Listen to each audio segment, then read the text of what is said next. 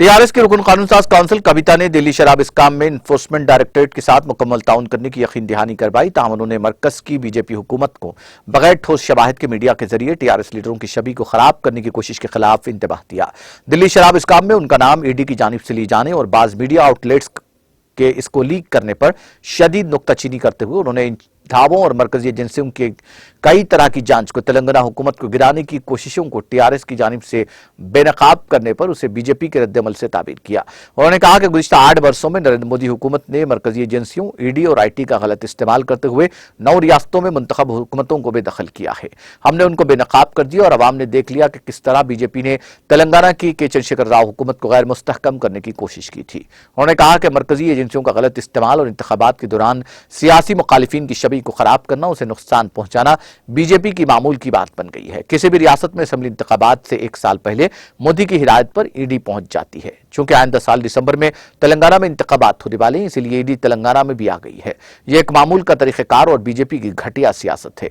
कविता ने टीआरएस लीडरों बशमूल उनके खिलाफ ईडी, आईटी और सीबीआई के मुकदमात को उनकी छवि खराब करने की कोशिश करार दिया। उन्होंने टीआरएस कैडर से ख्वाहिश की कि वो इन झूठे मुकदमात के बारे में फिक्रमंद न हो। उन्होंने कहा कि वो किसी भी जांच का सामना करने तैयार हैं। यकीनी तौर पर वो मुतालिका अहदेदारों के सवालात का जवाब देंगी और उनका ताउन करेंगी। ताहम बीजेपी मालूमात को लीक करने की कोशिश कर रही है और टीआरएस के लीडरों की छवि को मुतासिर करने की भी कोशिश की जा रही है।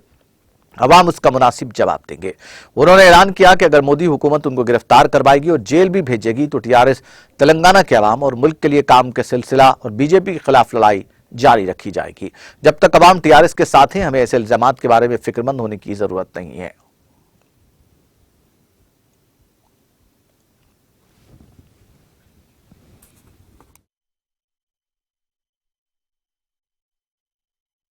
మోడీ గారు ఈ దేశంలోకి అధికారంలోకి వచ్చి 8 సంవత్సరాలైతే ఈ 8 ఏళ్లలో 9 రాష్ట్రాలలో ప్రజాస్వామ్యయుతంగా ఎన్నుకున్నటువంటి ప్రభుత్వాల్ని పడగొట్టి భారతీయ జనతా పార్టీ అడ్డదారిలో అధికారంలోకి వచ్చినటువంటి పరిస్థితిని మనం గమనిస్తా ఉన్నాం।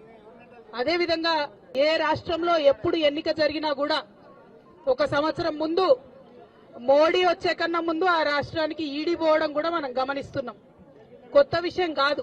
ఈ దేశంలో ప్రజలు గత కొన్ని సంవత్సరాలుగా ఇది గుర్తిస్తూనే ఉన్నారు। కాబట్టి ఇవాళ తెలంగాణ రాష్ట్రంలో వచ్చే డిసెంబర్లో ఎన్నికలు ఉన్నాయి కాబట్టి ఇవాళ మోడీ కన్నా ముందు ఈడీ వచ్చింది తెలంగాణకు। అది నార్మల్। తెలంగాణ ప్రజలందరికీ ఈ సందర్భంగా నేను చెప్పేది ఏంటంటే, నా మీద కావచ్చు, మన మంత్రుల మీద కావచ్చు, మన ఎమ్మెల్యేల మీద కావచ్చు, ఈ ఈడీ కేసులు, సిబిఐ కేసులు పెట్టడం అన్నది భారతీయ జనతా పార్టీ యొక్క హీనమైన, నీచమైన ఒక రాజకీయపు ఎత్తుగడ తప్పితే ఇందులో ఏం లేదు। దాన్ని మనం పట్టించుకోవాల్సినటువంటి అవసరం లేదు, కన్ఫ్యూజ్ అవ్వాల్సినటువంటి అవసరం అంతకన్నా లేదు। ఎటువంటి విచారణ అయినా ఎదుర్కొంటామని మేమందరం కూడా చెప్పడం జరిగింది। ఏజెన్సీలు వచ్చి ప్రశ్నలు అడిగితే తప్పకుండా జవాబు చెప్తాం। కానీ మీడియాలో లీకులు ఇచ్చి ఏదో నాయకుల యొక్క మంచి పేరు చెడగొట్టాలనే ప్రయత్నం చేస్తే అది ప్రజలు తిప్పికొడతారని ఈ సందర్భంగా గౌరవనీయులు పెద్దలు భారతదేశ ప్రధానమంత్రి మోదీ గారికి నేను విజ్ఞప్తి చేస్తూ ఈ పందాన్ని మార్చుకోవాలి। ప్రజాస్వామ్యయుతంగా ప్రజల దగ్గరికి వెళ్ళి మనం ప్రజలకు ఏం చేస్తాం అని చెప్పుకొని గెలవాలి కానీ ఈడీలను, సిబిఐలను ప్రయోగించి గెలవాలనుకుంటే అది మరీ ముఖ్యంగా అత్యంత చైతన్యవంతమైన ప్రజానికం ఉన్న తెలంగాణ రాష్ట్రంలో